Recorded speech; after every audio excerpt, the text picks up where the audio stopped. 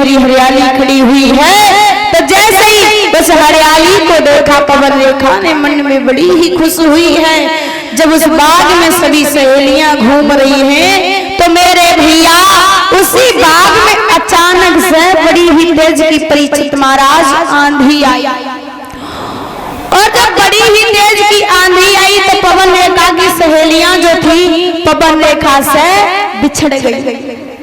जब पवन रेखा की सहेलियां बिछड़ गई, पवन रेखा जो थी एक जगह पर आंखों को बंद करके बैठ गई। लेकिन मेरे भैया उसी बाग में एक दुर्मिलिक नाम का राक्षस रहता था।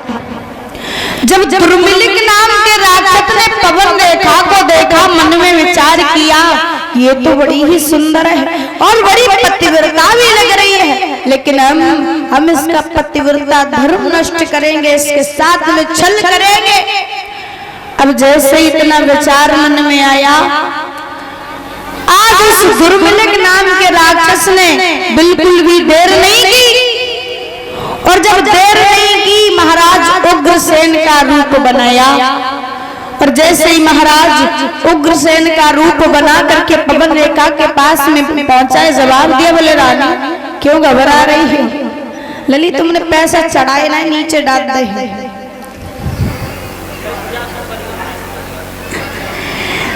जवाब दिया, बोले रानी तुम क्यों घबरा रही हो? अरे हमारे होते हुए तुम घबरा रही हो।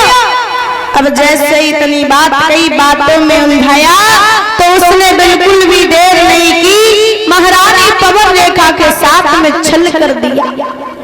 जब महारानी पवन रेखा के साथ में छल कर दिया, उसका पतिव्रता धर्म नष्ट कर दिया, उसके बाद में वो दुर्मिलिक नाम का राक्षस जो था अपने रूप में आ गया। और जैसे ही अपने रूप में आया एकदम से हंसने लगा। पवन रेखा ने जवाब दिया, बोले नीच, तुझे बिल्कुल भी शर्म नहीं आई? तू हमारे पति के रूप में आया और तूने हमारा पतिव्रता धर्म नष्ट कर दिया। अगर मैं ये पहले जान लेती, जवाब दिया है महारानी पवन रेखा ने, अरे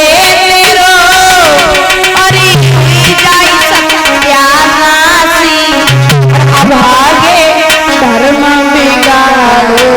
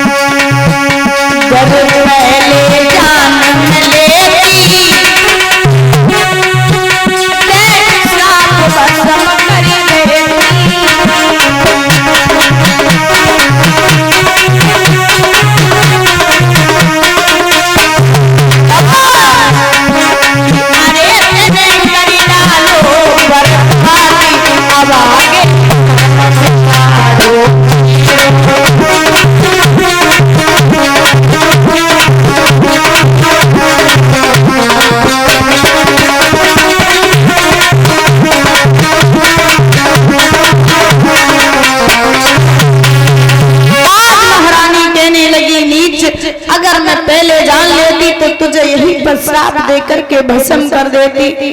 राक्षस ने जवाब दिया, रानी ऐसे क्यों बात कर रही है? अरे सबसे पहली बात कि तुम्हारे कोई पुत्र नहीं था,